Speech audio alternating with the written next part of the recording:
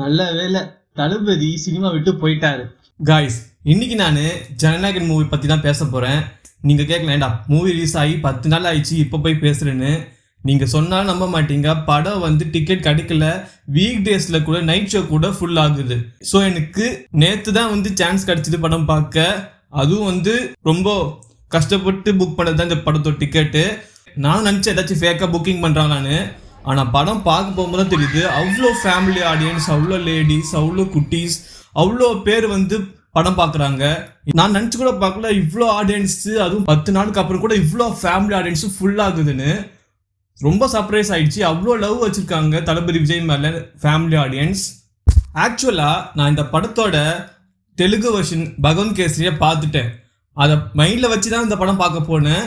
ஏன்னா எனக்கு அதோட ரீமேக்குன்னு தெரியும், ஆனால் எவ்வளோ சேஞ்ச் பண்ணிக்கலாம்னு தெரியாது. ஆனால் படம் பார்த்த அப்புறம் தான் தெரிஞ்சுது, பகவன் கேசரி ஒரு 30% 35% தான் அது எடுத்திருக்காங்க இன்ஸ்பயர் ஆகி. மற்றபடி இந்த படம் டோட்டலாக வேறு.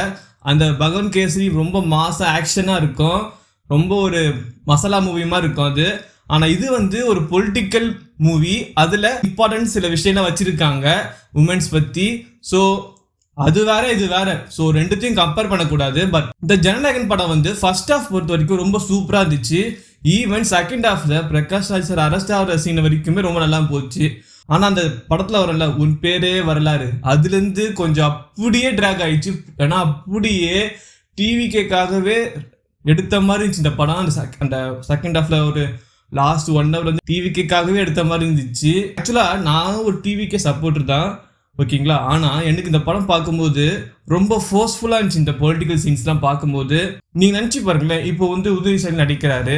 அவர் அவரோட டிஎம்கே கட்சி பற்றி ஏதாச்சும் பெருமையாக பேசுனா, நம்ம ஒரு படம் பார்க்க போகிறோம், ஒரு காமெடியாக என்டர்டெய்னிங் படம் பார்க்க போகிறோம். ஆனால் அவர் 1 மணி நேரமாக அவரோட கட்சி பற்றியே பெருமையாக பேசினா, இல்லை இந்த மாதிரி ஏதாச்சும் ஒரு பொலிட்டிக்கல் விஷயமாக பேசினா நம்மளுக்கு பார்க்கணும் கடுப்பாகும் ஆகாதா?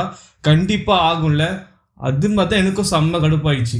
ஆனால் இல்லைன்னா நல்ல விஷயம்னா, நல்ல வேலை தளபதி விஜய் சார் படத்தை குவிட் பண்ணிட்டாரு. சப்போஸ் அவர் இந்த எலெக்ஷன் ஜெயிக்கல, அடுத்த 5 வருஷத்துக்கு அப்புறம் தான் அவர் எலெக்ஷன் நிற்க போகிற அந்த மாதிரி இருந்தா, வரப்போகிற அந்த 5 வருஷமா அவர் நடிக்க போகிற படம் இதே மாதிரி பொலிட்டிக்கல் ஃபோர்ஸ்ஃபுல்லாக சீன்ஸாக இருந்திருக்குமோன்னு கொஞ்சம் மைண்டில் வந்துச்சு. நல்ல வேலை அவர் ஜெயிச்சிட்டாரு, சிஎம் ஆகிட்டாரு. அதுக்கு நம்ம ஆல் தி பெஸ்ட் தான். சரி, படமாக பார்க்கும்போது எப்படி இருந்துச்சுன்னா, ஓவராலாக நல்லா இருந்துச்சு, டீசெண்டாக இருந்துச்சு.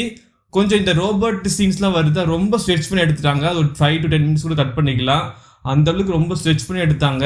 இந்த படத்தில் டைலாக்ஸ் நல்லா இருக்கு. எனக்கு பிடிச்ச டைலாக் விஜய் சார் சொல்லுவார், இந்த மாதிரி மிருகம் மனுஷனாக கஷ்டம், ஆனால் மனுஷன் மிருகம் ஆக ஈஸி. அதுக்கு ஒரு டைலாக் சொல்லுவார் அதை பற்றி. ஸோ அது ரொம்ப நல்லா இருந்துச்சு. தென் ஃபைட் சீன்ஸு, அந்த எலிவேஷன் சீன்ஸ்லாம் சூப்பராக இருந்துச்சு. மமிதா பைஜு நல்லா பண்ணியிருக்காங்க.